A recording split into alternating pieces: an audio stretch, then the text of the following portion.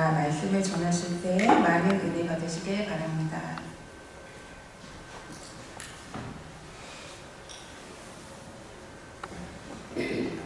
찬양 감사드립니다.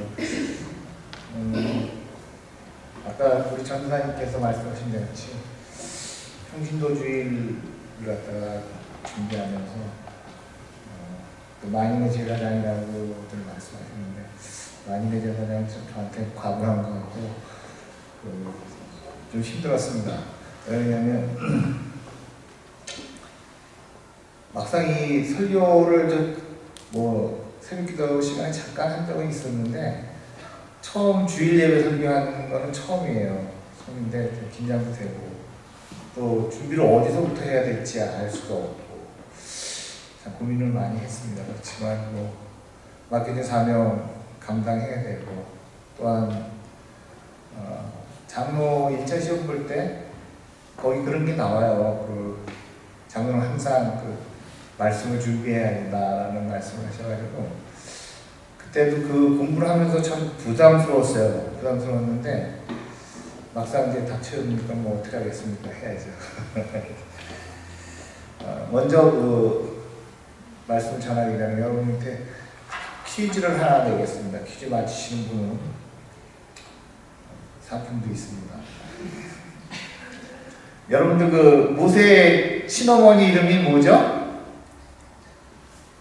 몰라요? 처음부터 물으면 안 되는데. 이거 지금 실전 문제 아닙니다. 요게벳이죠, 요게벳. 모세의 누나 이름은 뭐예요? 대답이 안 나오네. 큰일 났네. 미리암이죠, 미리암. 이거 상품 안 줘도 되겠네. 그다음 모세 아내 이름은 누구죠? 나올 것 같은데 하나는 나와야 되는데 10보로 하죠. 자, 그 다음에 모세의 아들 이름 뭐죠? 두 아들이 있죠? 크게 해야죠. 크게. 게르솜과 엘리아셀이죠. 진짜 이제 이번에 퀴즈입니다. 모세 아버지 이름은 누굽니까?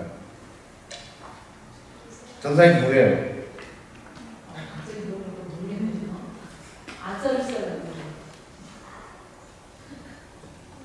네, 아므람입니다. 아므람. 내가 왜 이 말씀을 드리냐면 감리교신학대학교 총장을 역임하신 부덕관 총장이라고 분이 계셨는데 저는 얼굴 못 봤어요. 근데 어떤 설교 말씀은 어느 목사님이 하시는 말씀이 좀 의미가 있어가지고 제가 이걸 좀 인용을 했습니다. 했는데 우리 전사님 아실 거예요. 아마 속천하신 고창성 목사님과 우리 신동희 전사님께서 감리교신학대학교 재학 시절에 그분이 재직하지 않으셨나 그런 생각이 좀 들어요. 근데 그분이 구약학 교수였었는데 미국에서 구약학 박사를 받으시고 감리교신학대학교로 오셔서 감리교신학대학 교수가 되시려고서 이제 했는데 감리교신학대학 교수가 되려면은 목사 안수를 받아야 돼요. 그냥 교수로 끝나는 것이 아니라 가르치는 것이 끝나는 것이 아니라 교수로서의 자격은 목사 안수를 받아야 된다. 근데 여러분 아시는 분도 모르시는 분도 있겠지만 우리 신동희 전사님이나 저나 지금 진급 과정에 있어요. 저도 1년 누락돼가지고 내년에 이제 마치는데 우리 신동희 전사님도 내년에 또 연애에 가셔서 또 진급 과정을 마쳐야 됩니다. 지금 잠깐 목사 안수나 장로 안수를 받으려면은 감리교단에서는 3번의 진급 과정이 있어요. 자격심사가 있고 자격고시가 있는데 자격심사는 뭐냐면 품행과 면접 시험을 봐요. 좀 긴장이 돼요, 그때는. 그 다음에 자격고시는 열심히 공부를 해가지고 또 시험도 봅니다. 시험이 만만치 않아요. 그냥 다 주는 것이 아니라 공부를 해야지 좀 성적이 나오고 그런 굉장히 좀 글쎄 나이 먹어가지고선 그 시험 보려고 하니까 힘들어요.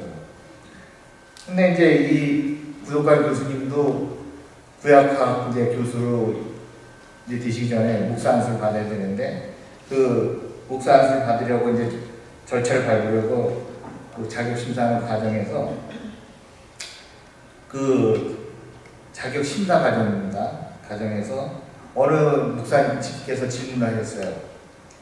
모세 아버지 이름이 뭐냐? 이 질문을 했는데 이 교수님께서 모르는 거예요.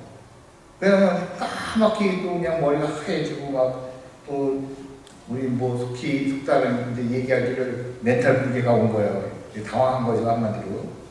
그 대답을 못하시고 당황하니까 질문하시는 목사님께서 구약학 박사가 그것도 모르냐고 말이야. 응? 핀잔을 주면서 자기 심사 박탈시켰어요. 그래서 1년 과정을 저에 따른 잊지 못할 사연이 있었습니다. 물론 모세의 아버지 이름이 성경에 이렇게 뚜렷하게 나와 있지 않아요. 그냥 출애굽기 2장 2절에 고앗의 자손이라고만 되어 있고 아브라함이라는 이름은 없어요. 근데 아브라함 이름은 어디에 나오느냐? 이스라엘 역사에 모세족보에 살짝 나옵니다. 제가 설교를 준비하면서 구약학 박사도 대답을 못하고 또한 지금 천안에 백석대학교 교수로 재직하고 계시는 제 친구 교수가 하는 말씀이 목회 중에 제일 어려운 것이 있다면 설교 중이다라고 이야기를 하더라고요. 그래서 뭐 경력도 있고 신학하신 분들도 긴장 속에서 그냥 준비를 하고 말씀을 전하는데 전들 처음 여러분 앞에서 주일 설교를 하나니 어떻겠습니까? 긴장이 되었습니다. 평신도 주일날 설교 말씀 전하라고 듣는 순간부터 아까 말씀하신 대로 긴장되고 신학도 전공하지 않은 제가 말씀을 전하는 자체가 부담스럽고 차라리 내 전공인 행정학 및 정책학을 장애하려면 부담이 없지 않았을까 하는 생각이 좀 들었습니다. 그러게 기도하면서 성령님의 도움을 구하고 이 자리에 섰습니다. 이 시간 은혜가 되든 안 되든 저의 능력이 이것인 만큼 많은 이해를 부탁드리겠습니다. 여러분 집에서 평상시에 집에서나 교회에서 기도를 얼마나 하십니까? 우리 민주사님 얼마나 하세요? 난해하십니까? 조금 해요? 조금 하면 안 돼요. 요즘 저도 좀 게을러져가지고 기도를 많이 못합니다. 지난 2월달까지는 이웃교회인 KW교회에서 새벽기도에 줌으로 해가지고 거의 매일 새벽 예배를 드렸습니다. 참 좋은 거는 집에서 편안하게 예배를 드리고 기도를 하니까 마음껏 기도를 해요. 우리도 보면은 새벽기도 있지만은 시간에 좀 제한이 좀 있어요. 뭐 1시간 하던 시간을. 근데 집에서 하니까 제한이 없어요. 1시간 하던 2시간 하던 참 좋은데 그 미국교회 그 정목사님께서 한국으로 또 가셔가지고 요새 새벽기도가 중단되어가지고 좀 게을러진 감이 없지 않아 있습니다.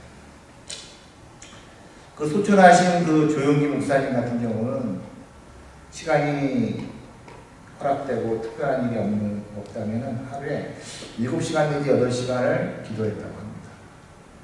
또한 수원 침례교회에 계신 그 김장환 목사님은 매일 아무리 바빠도 2시간 이상은 기도를 하신다고 합니다.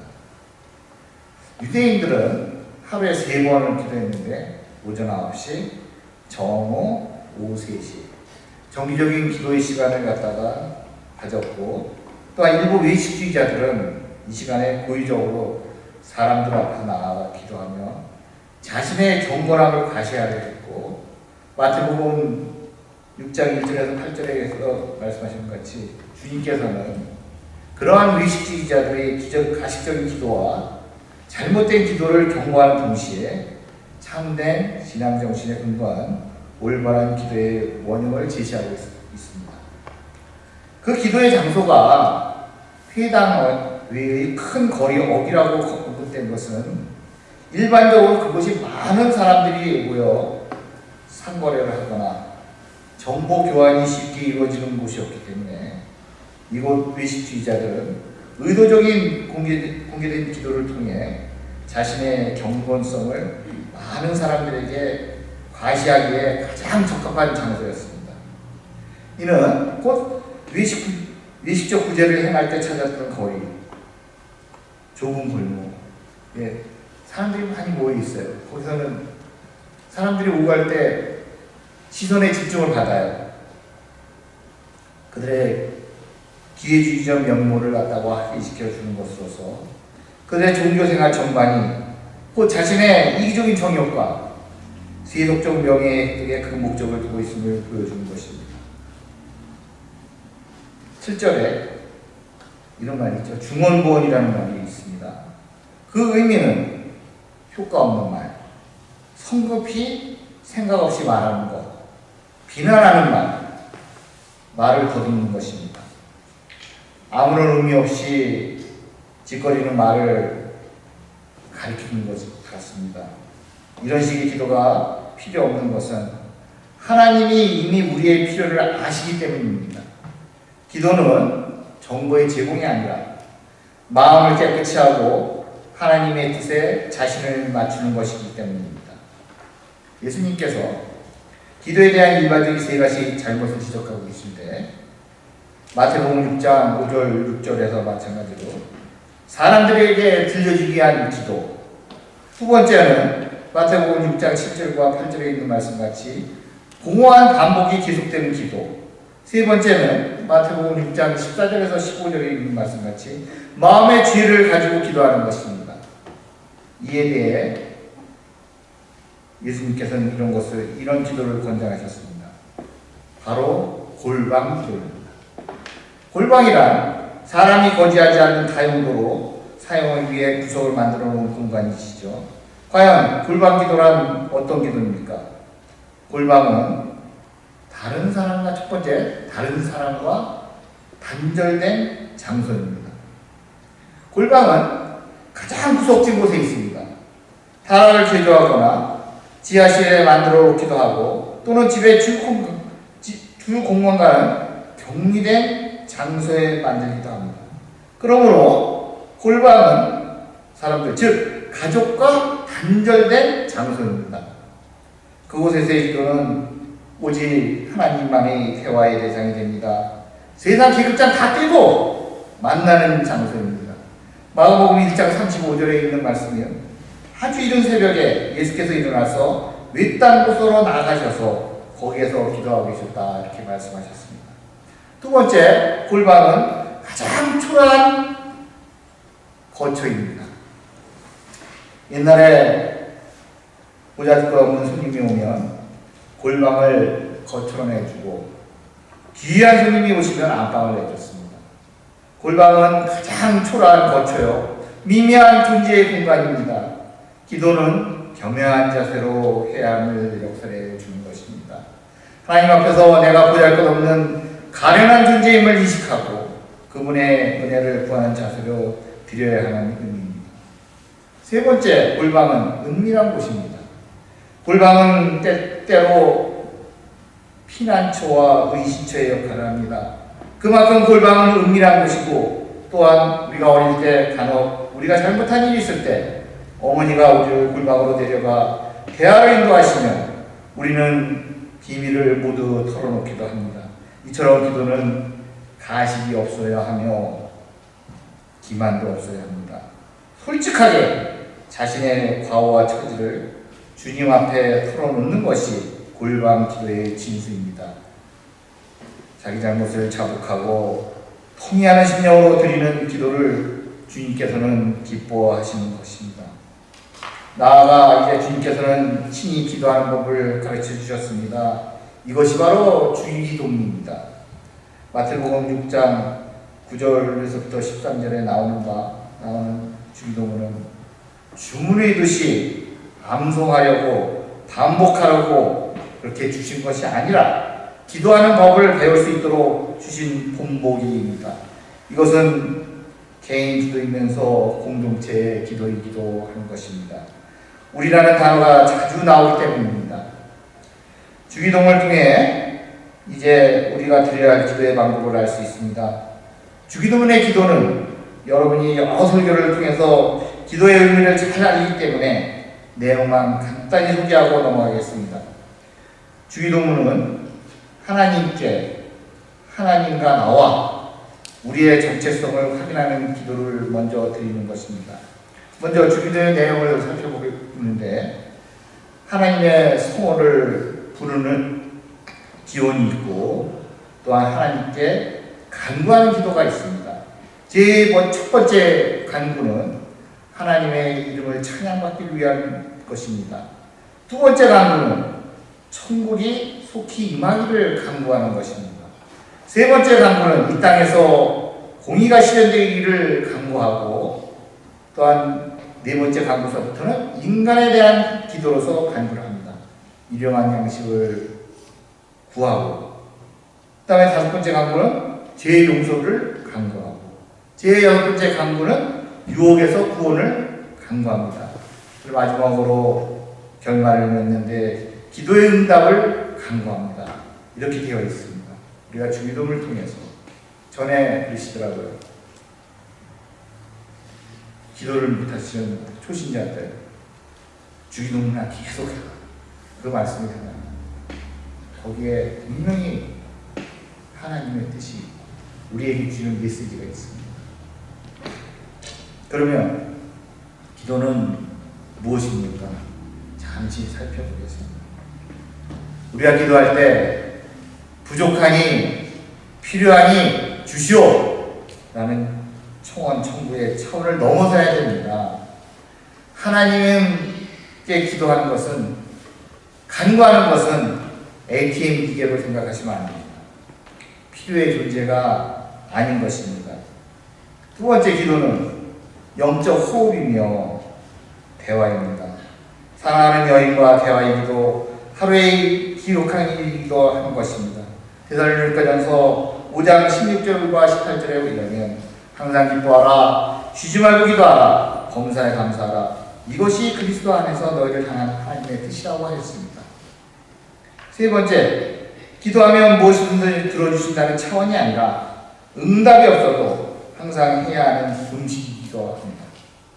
마가복음 11장 24절에 보면 그러므로 나는 너희에게 말한다. 너희가 기도하면서 구하는 것은 무엇이든지 이미 그것을 받은 줄로 믿어라. 그리하면 너희에게 그대로 이루어질 것이라는 말씀을 하셨습니다. 기도의 유형이 있습니다. 여러분이 기도하실 때 많은 것을 느꼈을 것입니다. 하나님의 응답이 있습니다. 즉시 응답이 있을 때도 있고 즉시 응답이 없을 때도 많이 있습니다. 또한 한참 기다려야 하는 것도 있습니다. 제가 총각 때 이제 나이가 찼으니까 결혼을 해야 되겠죠. 결혼할 때 배우자를 그런 기도를 합니다. 하나님, 나한테 어떤 배우자를 주시겠습니까? 두 가지 유형이 있어요. 교회 안에서 같이 생활했던 그런 중매도 많이 들어왔어요. 죄송합니다. 근데 믿는 여성과 믿는 여성과 결혼할 것인가? 아니면 내가 이제까지 신앙생활을 잘한 것도 아닌데 그래도 한 영혼이 천하보다 귀하다고 하는데 믿는 사람하고 믿지 않는 사람하고 결혼을 해야 되겠느냐? 두 가지 기도의 제목을 가지고 참 생각이죠. 기도의 제목도 아니에요. 생각을 가지고서는 참 고민을 많이 했습니다. 그거를. 이거 어떻게 해야 되나? 근데 구할 것은 누구예요? 하나님께 구할 수밖에 없어요. 하나님, 제게 합당한 배우자를 주십시오. 한 3, 4년 하는 것 같아요. 만나는 사람마다 뭐 조건도 까다롭고 참 그래요. 그러는 가운데 이제 확신이 생기는 것은 그래도 안 믿는 사람을 결혼해가지고 한 영혼을 갖다가 구하는 것이 더 낫겠다. 그런 마음의 응답을 주시더라고요. 그래서 더욱더 기도를 했습니다. 그때 이제 만난 사람이 누구예요? 저희 유한 변호사입니다. 이와 같이 기도의 유형이 있어요. 하나님께서 주십니다. 주십니다. 안 주는 것도 있긴 있죠. 주십니다. 그랬을 때 우리가 노라는 거와 예스라는 거와 웨이트라는 거와 세 가지 구분을 하면서 끝까지 야곱이 압곡강가에서 어떻게 해서 실험하지 않았습니까? 그때 승리의 깃발을 달릴 수 있었다는 것은 그만큼 자기의 열정과 그 마음이 중요한 것입니다. 네 번째, 미워하는 사람을 위해서 기도해야 합니다. 마태복음 5장 44절에 보면 그러나 나는 너희에게 말한다. 너희 원수를 사랑하고 너희를 박해하는 사람을 위하여 기도하여라. 마가복음 11장 25절에 보면 너희가 서서 기도할 때 어떤 사람과 서로 등진 일이 있으면 용서하여라. 그래야 하늘에 계신 너희 아버지께서 너희를 잘못을 용서해 주실 것이라고 말씀하셨습니다. 우리가 미워하는 사람을 위해 기도하는 것 자체가 참 힘든 일입니다. 그렇지만 우리는 그리스도인으로서 택함을 받은 자로서 미워하는 사람을 위해서 자기 모든 것을 내려놓고 먼저 기도할 줄 아는 그런 그리스도인이 되어야 될 것을 여러분께 권면드립니다. 다섯 번째, 감사하는 기도를 해야 합니다. 마가복음 8장 6절에 보면 예수께서 우리에게 명하여 땅에 앉게 하셨다. 그리고 빵 7개를 들어서 감사 기도를 드리신 뒤에 떼어서 제자들에게 주시고 사람들에게 나누어 주시게 하시니 제자들이 우리에게 나누어 주셨다. 빌립보서 4장 6절에 보면 아무것도 염려하지 말고 모든 일을 오직 간구와 기도로 하고 여러분이 바라는 것을 감사하는 마음으로 하나님께 알아주십시오. 제가 참 좋아하는 성경 구절입니다. 염려하지 말아요. 또한 오직 기도와 간구로 바라야 돼. 하나님께서 이루어주시면 이루어졌다는 거예요. 그게. 제가 간증 하나 더 하겠는데 2009년도 4월 1일 날 이민을 왔습니다. 이민 올 때 제가 한국에서 직장 생활을 하고 한 17일 아닌가 앉아서 이제 쉬었다가 뭐 쉬는 것도 아니죠. 뭐 일이 끌려다 옆자리 끌려다 공별시켜준다고 그래서 바쁜 시간 보내다가 막상 이제 비행기 타고서는 토론토로 왔습니다. 토론토로 와서 친구네 집에도 한 며칠간 머물다가 이제 4월 정도 됐을 거예요. 4월 정도 돼서 PI를 이제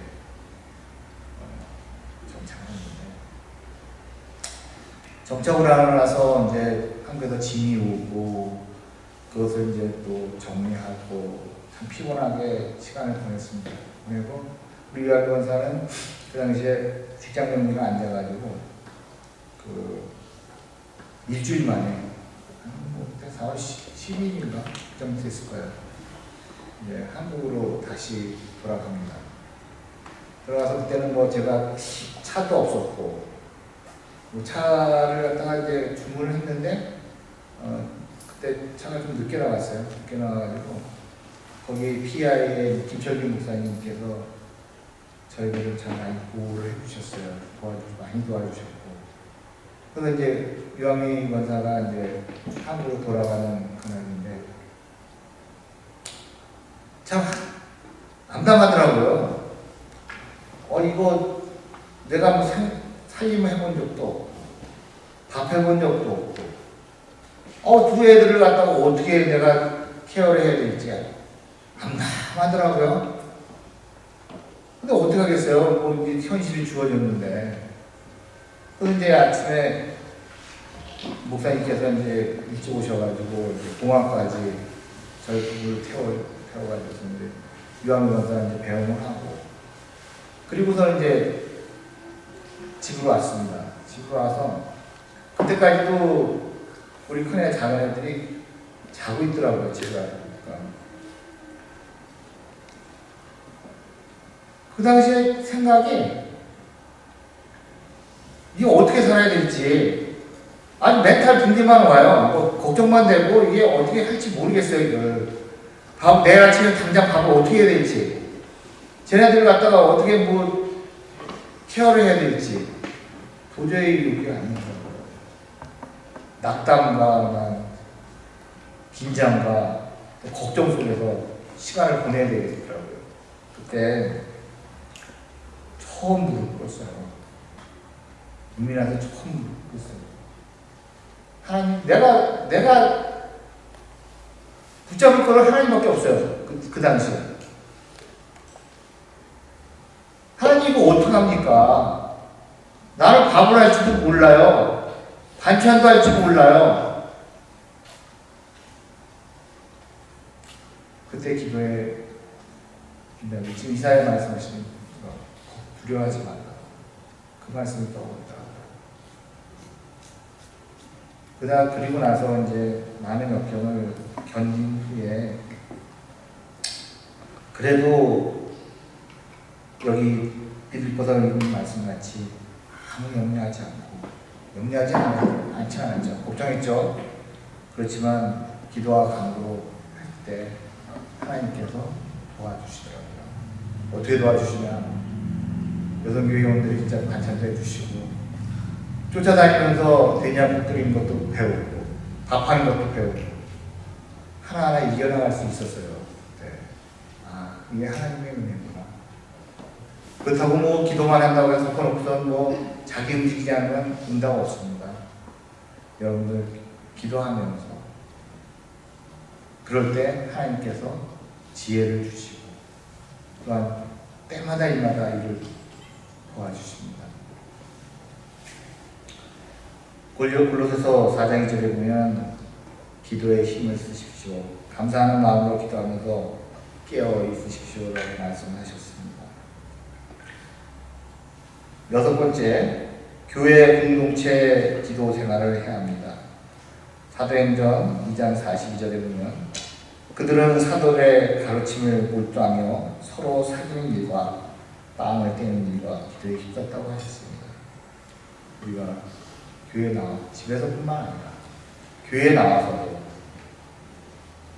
서로 기도에 힘써야 합니다. 7번째, 기도가 서툴고 힘들더라도 도우시는 성령님을 의지해야 합니다. 로마서 8장 26절에 보면 이와 같이 성령께서도 우리의 약함을 도와주십니다. 우리는 어떻게 기도해야 할지 알지 못하지만 성령께서 친히 이루 다 말할 수 없는 탄식으로 우리를 대신하여 간구하여 주십니다.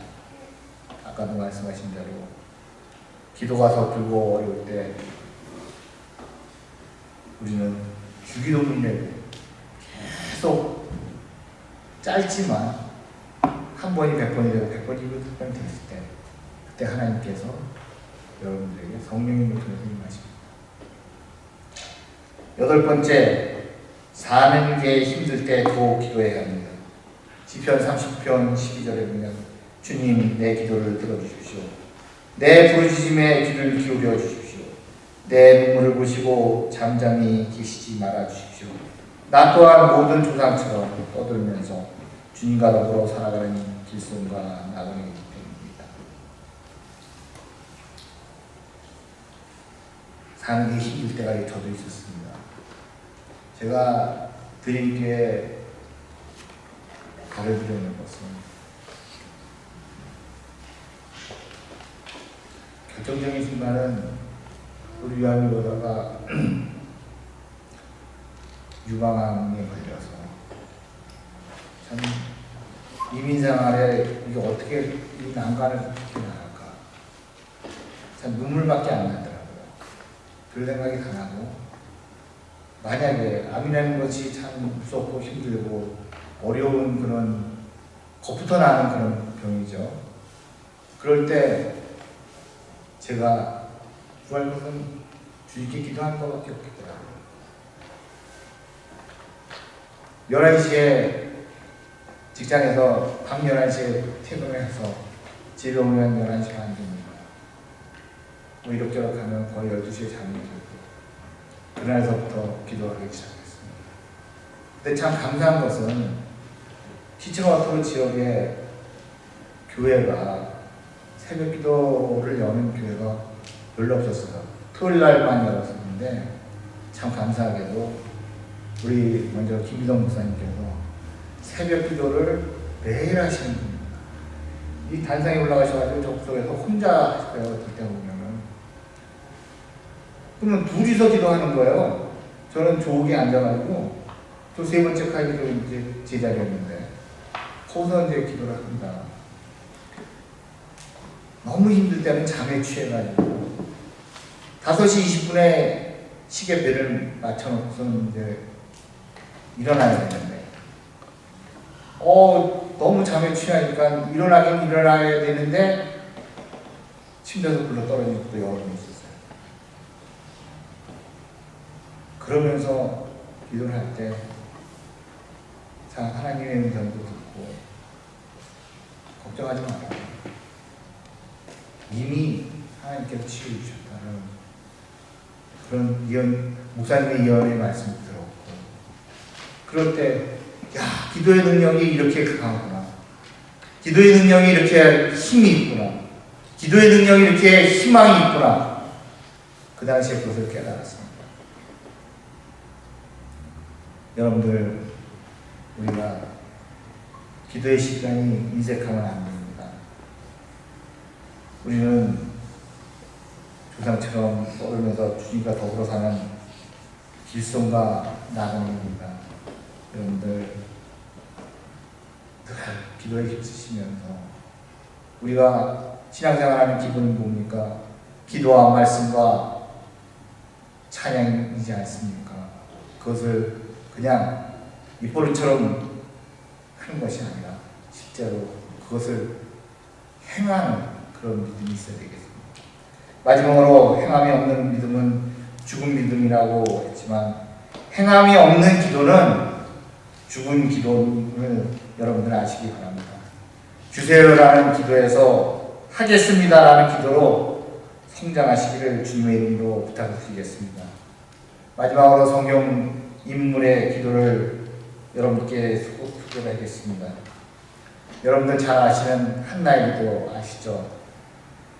사무엘상 1장 10절에 보면은 한나의 눈물 흘린 기도는 이스라엘의 가장 훌륭한 지도자이며 선지자인 사무엘을 낳게 하였습니다. 한나가 어떻게 기도했습니까? 참 눈물로 한나 기도를 생각할 때 그 심정을 이해를 하겠더라고요. 애를 못 낳는 것입니다. 너무너무 애처롭지 않습니까? 그럴 때 하나님 하늘 문을 여시고 그 기도를 들으셨습니다. 두 번째, 다니엘 기도입니다. 하루에 3번씩 무릎 꿇고 기도하며 하나님께 감사하는 기도를 드렸습니다. 그분이 어떤 사람입니까? 죽음을 앞둔 사람 아닙니까? 네? 다니엘. 그렇지만 하나님이 어떻게 하셨습니까? 그걸 다 살려주시지 않았습니까? 세 번째, 엘리야의 간절한 기도입니다. 3년 6개월 동안 닫혔던 하늘문을 열어 다시는 비를 내리게 하는 기적의 역사를 일으키게 했고 또한 사르밧 여인의 죽은 아들까지 살리는 생명을 드렸다는 그런 엘리야의 기도, 우리가 본받아야 될 기도 아닙니까? 또한 네 번째로 사형 선고를 받은 히스기야의 간절한 기도가 있지 않습니까?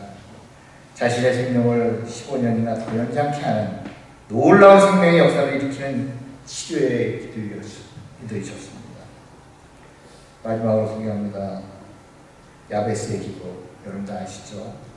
원컨대 주께서 내게 복을 더하나 나의 지경을 넓히시고 주의 손으로 나를 도우사 나를 환난을 벗어나 근심 없게 하옵소서 라는 기도를 하겠습니다.